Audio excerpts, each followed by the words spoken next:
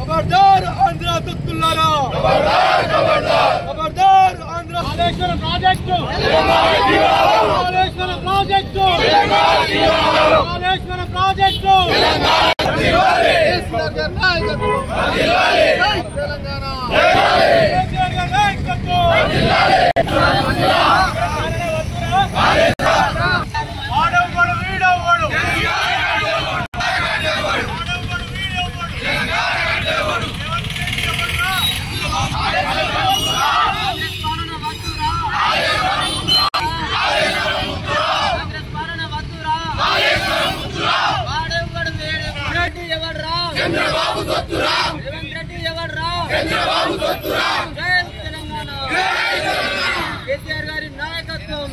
తెలంగాణ రాష్ట్ర ప్రజానికి అందరికీ హృదయపూర్వక నమస్కారాలు. గడిచిన 4 రోజుల నుంచి తెలంగాణ రాష్ట్రంలో ఏం జరుగుతుందో విజ్ఞులైనటువంటి తెలంగాణ ప్రజలు గమనిస్తూనే ఉన్నారు.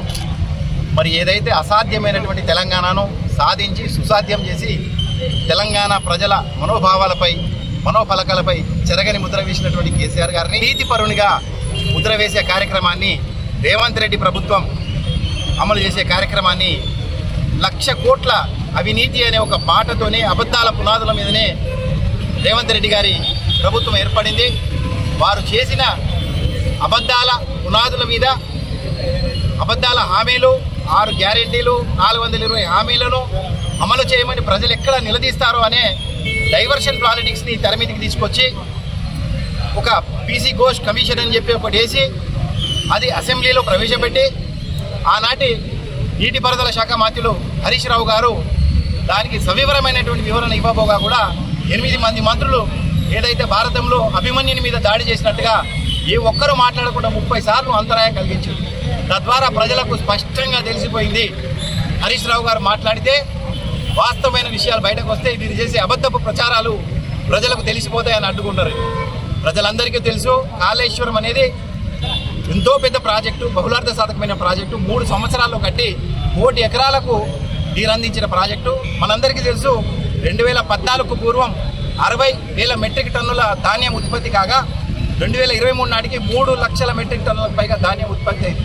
ఆనాటి కేంద్ర వ్యవసాయ శాఖ మంత్రులు కూడా మరి తెలంగాణలో ఏం అద్భుతం జరిగిందని చెప్పేసి ఇంత పంట పండిందని అడిగిన ఒక మాటను తెలంగాణ ప్రజానీకానికి రైతన్నలందరికీ కూడా గుర్తు చేస్తున్నాను. ఎందుకంటే అంత పంట దిగుబడి వచ్చింది. కాళేశ్వరం మన సిరిసిల్లాలోని ఒక పర్లాంగ్ దూరంలో ఉన్నటువంటి మిడ్మానేరు టైలెండ్లో కూడా నీళ్లు వచ్చి చేరినాయంటే కూడా ఆ కాళేశ్వరం మహిమనే.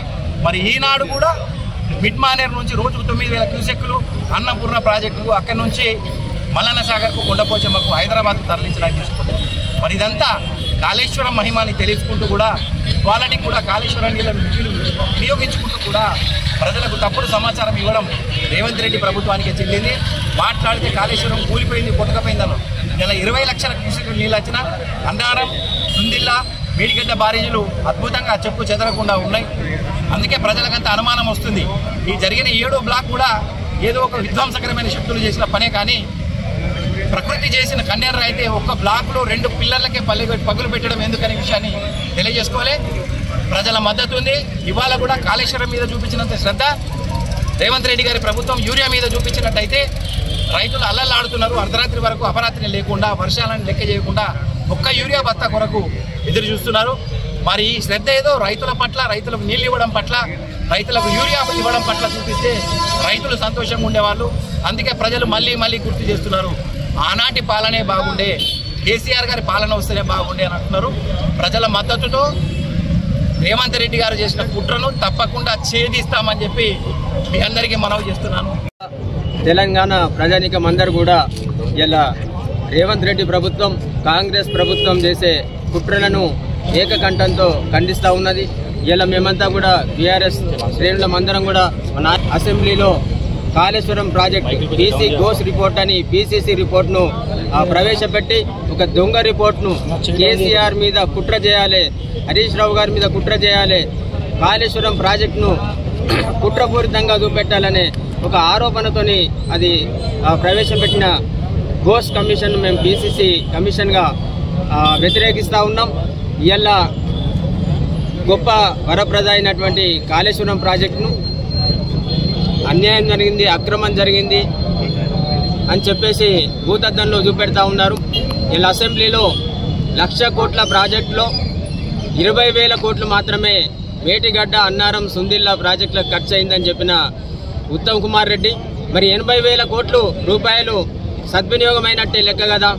అట్లాగే మేటిగడ్డకు ఒక 200 నుంచి 400 కోట్ల రూపాయలు అయితే రిపేర్ అయ్యిద్ది అని చెప్పిన ఉత్తమ్ కుమార్ రెడ్డి ఇలా 1,00,000 కోట్ల రూపాయల ప్రజాధనాన్ని దుర్వినియోగం చేసిందని ఆరోపణ చేస్తూ ఉన్నారు. అదే ఉత్తమ్ కుమార్ రెడ్డి మేము ప్రభుత్వంలోకి వచ్చిన తర్వాత ఈరోజు 1,20,000 మెట్రిక్ టన్నుల ధాన్యం అదనంగా పండించినామని చెప్తా ఉన్నాడు. మరి నువ్వు ఒక్క ఇటుక పెట్టలేదు, ఒక కాలువ అవ్వలేదు, ఒక టన్నెల్ కట్టలేదు, ఒక మోటార్ బిగించలేదు. మరి నీ ప్రభుత్వంలో మరి అన్ని 100 టన్నుల ధాన్యం ఎట్లా పండించి చేసినావు? మరి వర్షానికి బదులు రేవంత్ రెడ్డి మొక్కుతే మీదికెళ్ళి వడ్లే కింద పడ్డాయా అనేది ఈ రాష్ట్ర రైతాంగానికి తెలుసు. ఇలా రాష్ట్ర రైతాంగం యూరియా సమస్యతోటి ఇలా రాష్ట్ర రైతాంగానికి సకాలంలో ఎరువులు అందక ఇబ్బందులు పడుతుంటే కాళేశ్వరం రిపోర్టు పేరు మీద అసెంబ్లీని సమావేశపరిచి రైతు సమస్యలను పక్కకు పెట్టి ఇలా బీఆర్ఎస్ నాయకుల మీద, కేసీఆర్ గారి మీద బురద జల్లే బాధ్యతను భుజానికి ఎత్తుకున్నారు రేవంత్ రెడ్డి. దొంగనే ఇతరులను చూసి దొంగ దొంగ నడిచినట్టు ఇలా అడ్డదారిలో ముఖ్యమంత్రి అయిన రేవంత్ రెడ్డి బీసీసీ అధ్యక్షుడు కావడానికి గతంలో చంద్రబాబు నాయుడు దగ్గర బ్యాగులు మోసి అట్లాగే ఆంధ్ర పెత్తందారులతోటి దౌర్జన్యం చేసి దోపిడీలు చేసి దొమ్మి చేసిన సొమ్ము ఇలా ఏఐసీసీకి ఇచ్చి కాంగ్రెస్ పార్టీకి ఇచ్చి బీసీసీ అధ్యక్షుని అయినావు. అదే దోపిడీ సొమ్ము ఇలా నీ కుటుంబం కూడా తెలంగాణ రాష్ట్రం అంతా, హైదరాబాద్ అంతా దోపిడీలు చేస్తూ దొంగతనాలు చేస్తూ చేసిన సొమ్మును బ్యాగుల రూపంలో ఇలా ఢిల్లీకి పంపుకుంటా నువ్వే దొంగతనం చేస్తూ నువ్వే దోపిడీ చేస్తూ ఇలా నువ్వు చేసే పనిని ఇలా బీఆర్ఎస్ మీద నింద మోపే కుట్ర చేస్తూ ఉన్నావు. తెలంగాణ ప్రజానికమందరూ కూడా చైతన్యవంతులు. బరాబర్ నువ్వు చేసే కుట్రను బట్టబయలు చేస్తారు, నువ్వు చేసే కుట్రలను తిప్పికొడతామని చెప్పి చెప్తా ఉన్నాం. ఇలా నిండు శాసనసభలో హరీష్ రావు గారు కావచ్చు, కేటీ రామారావు గారు కావచ్చు, ఇలా కాళేశ్వరం కమిషన్కు సరి అయిన జవాబిచ్చి చెంపబెట్టులాగా సమాధానం చెప్పిండ్రు. ఆ సమాధానం నుంచి తప్పించుకోవడానికి సమయం ఇవ్వగా మంత్రులు పదే పదే అడ్డు చెప్పడం, వీళ్ళను మాట్లాడనీయకుండా చేయడం దురదృష్టకరం. ఇలా నువ్వు ఏదైతే అక్బరుద్దీన్ దోస్త్ అన్నవో, అక్బరుద్దీన్ రేవంత్ రెడ్డి బట్టలు ఉడదీసిండు. రేవంత్ రెడ్డి అందరి బట్టలు ఉడదీస్తా అంటాడు, కానీ అక్బరుద్దీన్ శాసనసభలో రేవంత్ రెడ్డి బట్టలు ఉడదీసిండు.